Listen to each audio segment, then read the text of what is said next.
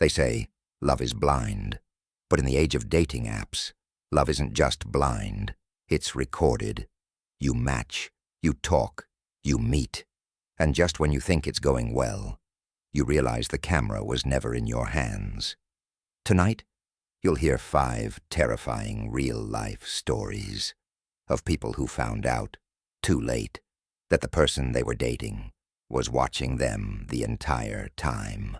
A hotel mirror that hides a lens, a text at 2 a.m. with a video of you asleep, a guy who knows things you never posted, a date who never let go, and a folder with your name, filled with your life. These aren't just dating horror stories. They're violations of reality. So turn off your camera, and whatever you do, don't look at the red light. Story 1. The hotel room had a camera I never saw. I met Cole on a Sunday night. He messaged me first on Bumble. Charming, funny, and just a little awkward. The kind of awkward that makes you feel like maybe he's not one of those guys. He worked in software, liked indie horror films, and had a dog named Jasper. We talked for 2 weeks before we met up. The first date was good. He didn't push anything. We grabbed drinks, stayed out late, and even joked about ghost stories. He walked me to my car and didn't ask to come over. Second date, even better. By the 4th, we were texting constantly. So when he asked if I wanted to do a weekend trip, somewhere fun, just us, no pressure, I said yes. He booked a small hotel in a nearby town, one of those boutique spots with vintage keys, brick walls, and curated playlists in the lobby. We checked in late on a Friday night. Everything felt cozy, safe, until the second night. The first night, we were just tired. We fell asleep, watching a bad horror movie, his arm around me. Nothing weird. The second night, I was brushing my teeth when I noticed something strange about the mirror. It was antique, tall, with this ornate gold frame. But when I leaned forward to wipe toothpaste from my lip, I saw a faint red flicker in the reflection, like a light, just for a split second. I turned around. Nothing. Just the room. Cole scrolling through his phone on the bed. I shrugged it off. I wish I hadn't. Around 3 a.m., I woke up to the sound of static. The room was dark except for the glow of the TV, which had switched itself to a dead channel. Cole was asleep, or so I thought. But when I glanced over, he wasn't in bed. I sat up. Cole? No answer. Then I heard something. From the bathroom, a soft mechanical whir. I stood slowly, my heart pounding in my throat, pushed the door open, empty. But the mirror, that red flicker was back, now solid. I stepped closer and saw it, a pinhole, no bigger than the tip of a pen, just above the center of the mirror. Directly behind it, hidden in the frame, something was glowing faint red. I stepped back, looked around. Then I noticed the vent above the closet door, slightly open. Cole? I called again. He walked out of the stairwell, yawning. Sorry, I couldn't sleep. Went to grab water. I didn't ask why he didn't tell me. I was too distracted by what I'd just seen. The next morning, I pretended everything was fine. As he went down to check us out, I stayed back and snapped a photo of the mirror. I didn't see the light again, but the pinhole was there. When I zoomed in, I saw something metallic just behind the glass. I didn't say anything to Cole. That night, back home, I reverse image searched the photo and found a Reddit post from 2 years ago. Same mirror, different hotel, different state. Caption, hidden camera found in mirror. Anyone else stayed here? I didn't sleep. I messaged the hotel. They didn't reply, so I called. A woman answered, her voice shaking when I told her the room number. I need to call you back, she said, and hung up. I never heard from her again, but I did hear from someone else. 3 days later, a USB drive was mailed to my apartment. No return address. Inside, video clips from the hotel room, Angle, directly behind the mirror. Footage of me brushing my teeth, sleeping, changing clothes. All of it. Each file named by time and date. I threw up, and then I saw the last clip. It was labeled Final 0317 AM. I clicked play. It started with me asleep in bed. Then from behind the mirror the camera moved. It tilted, pulled back. Someone was retrieving it. A hand entered frame. Gloved, careful. The angle shifted wildly. And then I saw a face.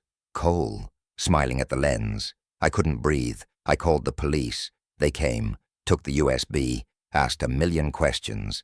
They ran his ID. Fake. No record of a Cole matching his face. No job in software. No Jasper.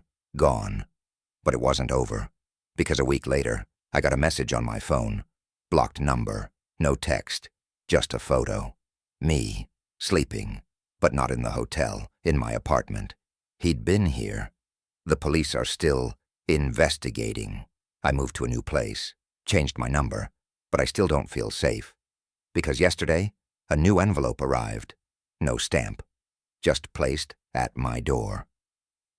Inside, a single photo. Black and white. Me standing in front of the mirror at the hotel. And in the bottom right corner, handwritten in shaky ink. Next time, don't blink. Story 2. He sent me a video of myself sleeping. I didn't even like him that much at first. Jason was nice enough.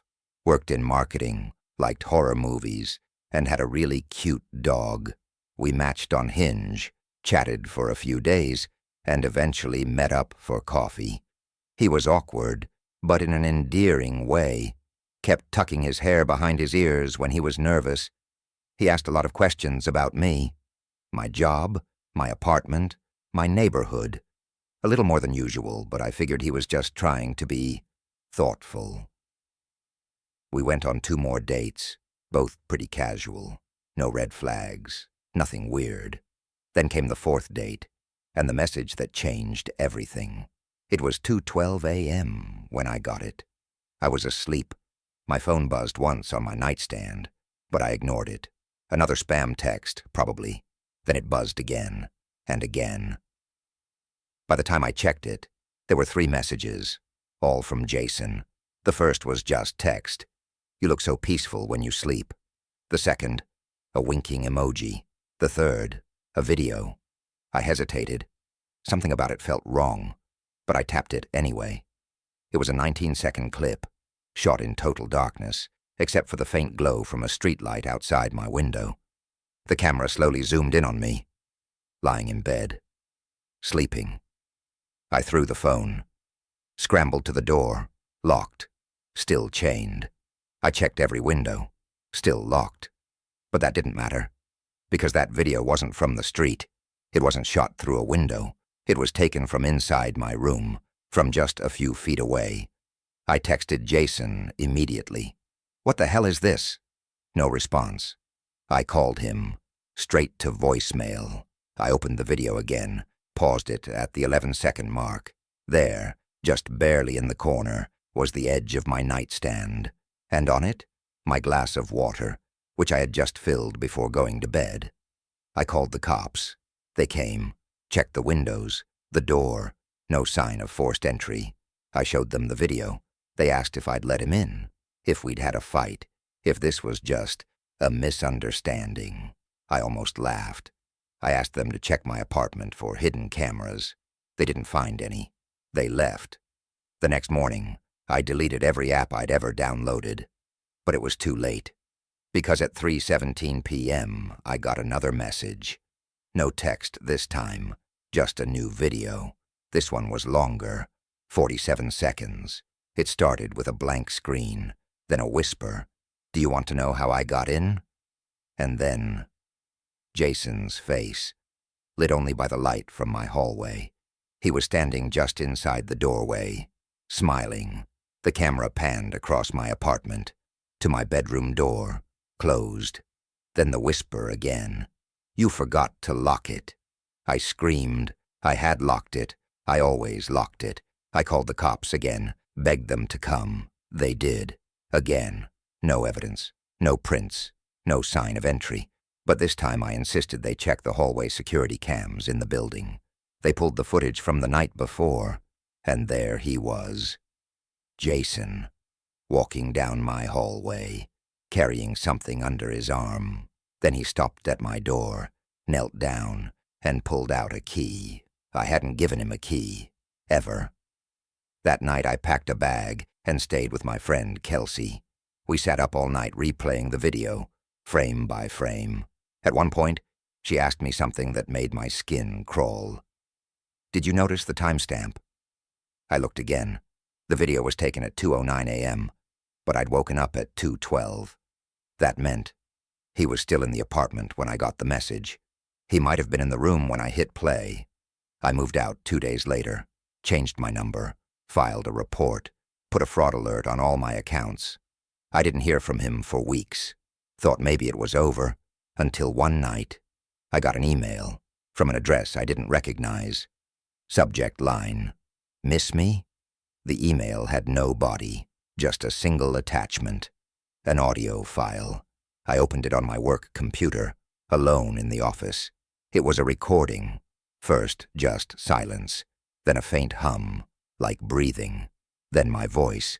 "Okay, good night." Door closing, sheets rustling, and then, "Alexa, turn off the lights."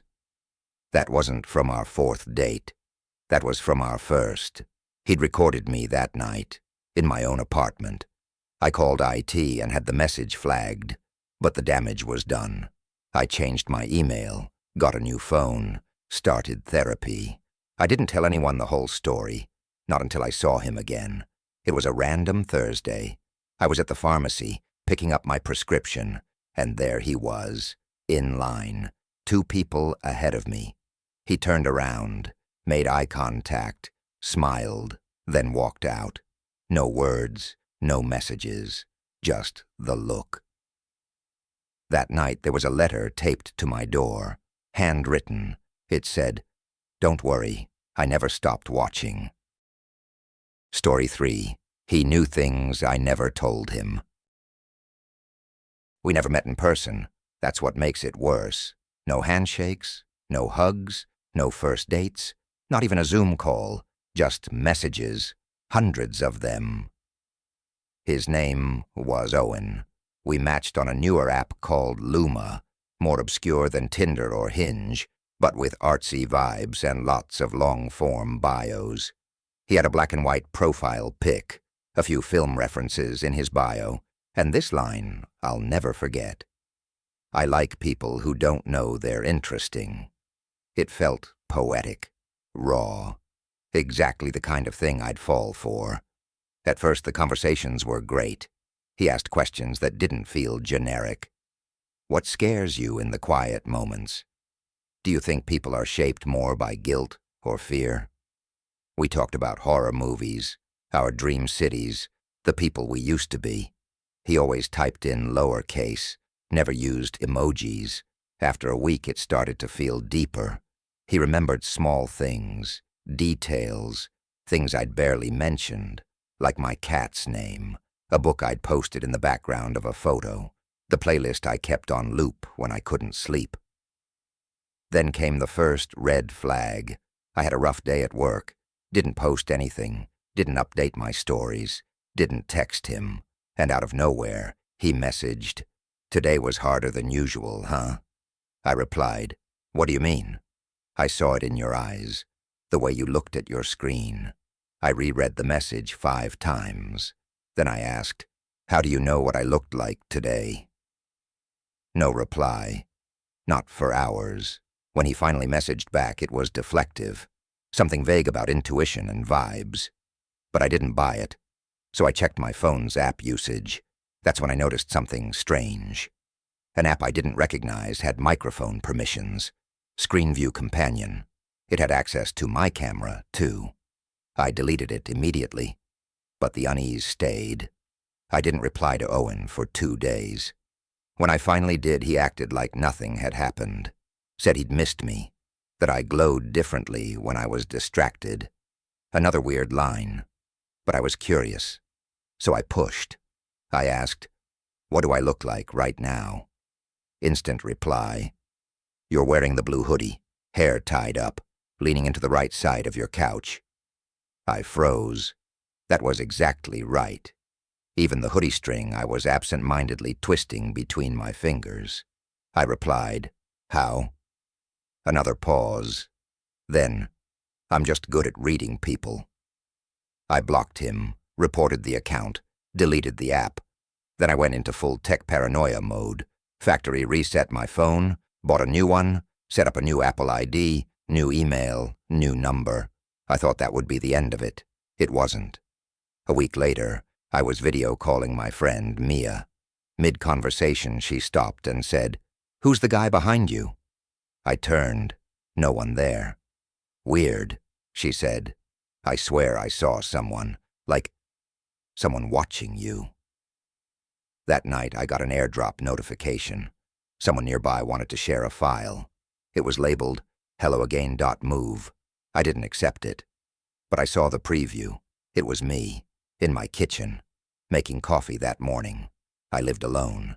I ran every check I could, scanned for spyware, checked every device. Nothing came up. I even hired a private IT guy. He swept the apartment, found nothing. But he did say something that still keeps me up. If someone mirrors your device remotely and wipes logs daily, they can live in your phone for months. You'd never know. That night, I smashed every smart device I owned. Phone, laptop, Alexa, router. Started fresh, moved apartments, got a cheap prepaid phone, switched to paper notebooks. No tech, no social, silence. And for a while, it worked. Until I opened my mailbox one morning and found a package. Inside, a single photograph. Me, sleeping, on my new couch. On the back, in lowercase, "You glow differently when you're afraid." Story 4.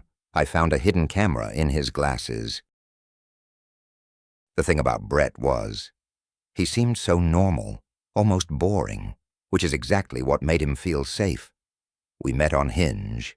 His bio had 3 words: coffee, podcasts, golden retriever. He looked like a guy you'd trust to babysit your cat or help your grandma with her groceries. Our first date was at a coffee shop in the daytime. Public, chill. He wore khakis, smelled like peppermint gum, said, "Bless you," when I sneezed.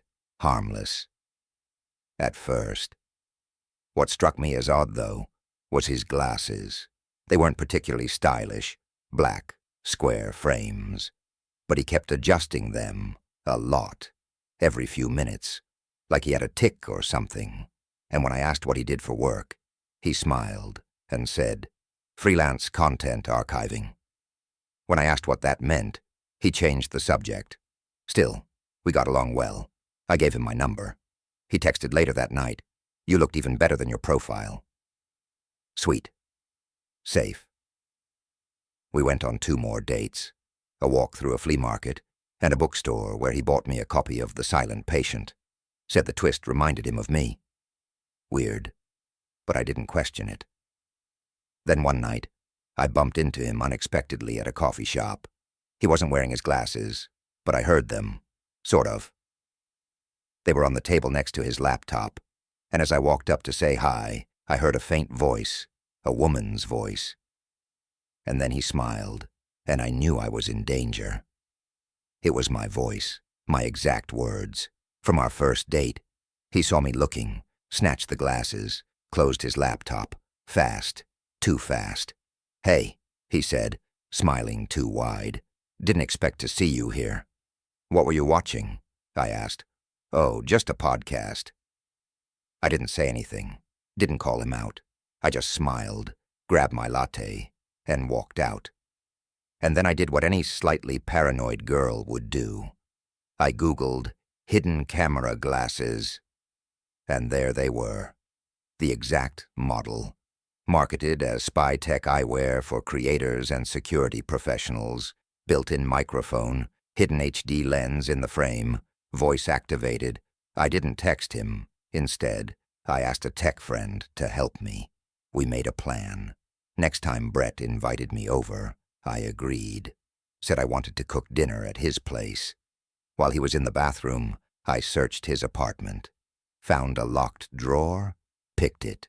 Inside, dozens of tiny SD cards, labeled with initials, dates, times. One was labeled with my initials and the date of our first date, another with the flea market day. I pocketed two and put everything else back exactly as it was. Then I left. Made an excuse. Said I wasn't feeling well. At 2 a.m., I plugged the card into my friend's laptop.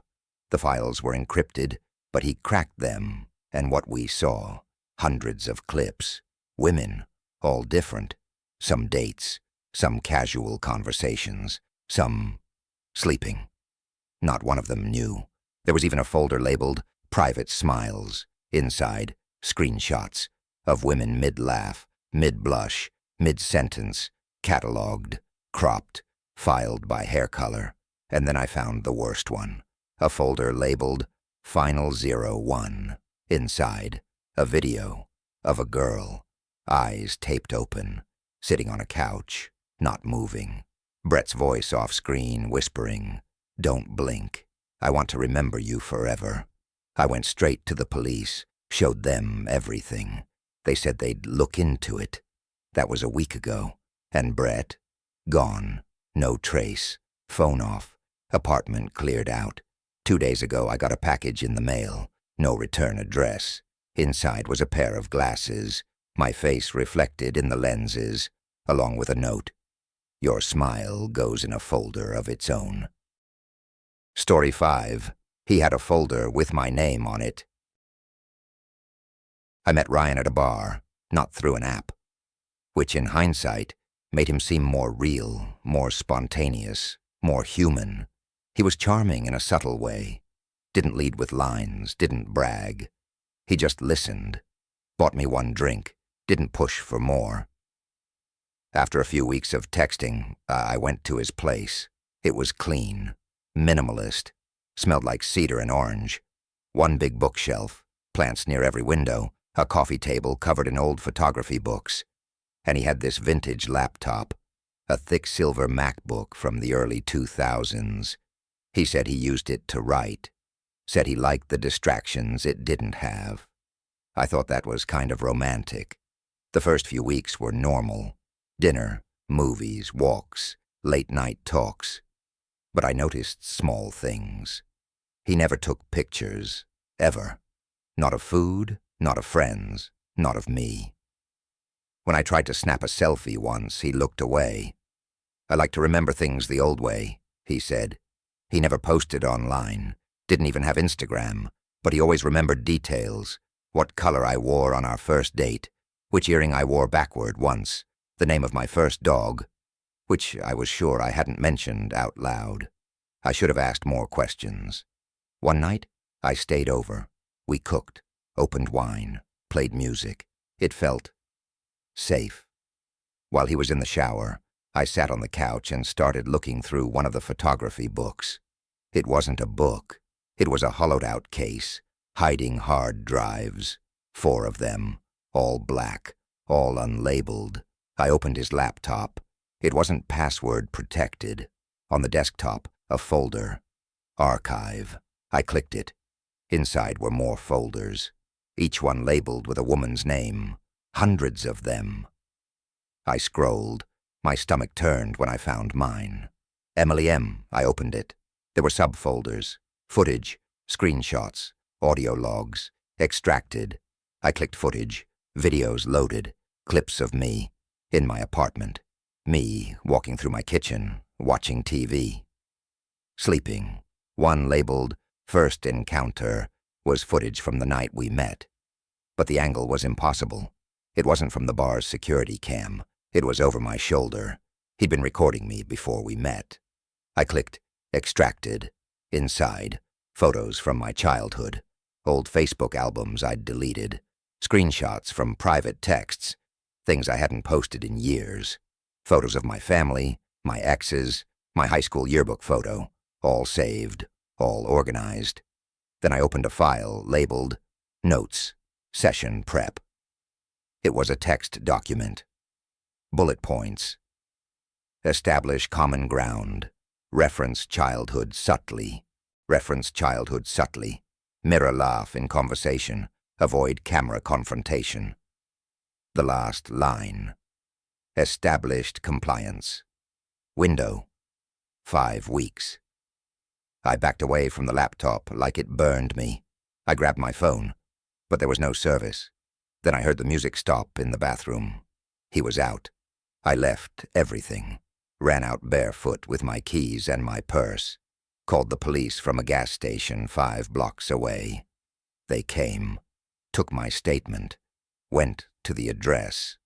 But when they arrived, the apartment was empty, spotless, no furniture, no laptop, no name on the lease. They said the place had been vacant for over 6 months. No tenant listed as Ryan, no mail, no records. Gone. That night I stayed with a friend. I couldn't sleep, kept replaying every moment, every look, every question. Then my email dinged. A message from a sender I didn't recognize. No subject, just a link. I clicked it, a folder, shared with me on a private cloud server. Title, Emily M. Final. Inside, one single video. I pressed play. It opened on my bedroom, current, real time. I was in the bed on screen, tossing and turning in the dark. But in the corner of the frame, someone was sitting, still, watching. I checked the room. Nothing there. But the video continued, and I saw myself bolt upright on screen, like I knew. The camera zoomed in on my face, and I whispered something. The speakers caught it. He's not gone. Then the screen cut to black, and one last message appeared. You are always my favorite. You matched, you smiled, you trusted, and they watched. If these stories made you double-check your camera lens, you're not alone. Because in a world filled with filters, fake names, and private profiles, you never really know who you're talking to, or what they're recording. Like this video if you watched all the way through. Subscribe if you want more true horror stories every week.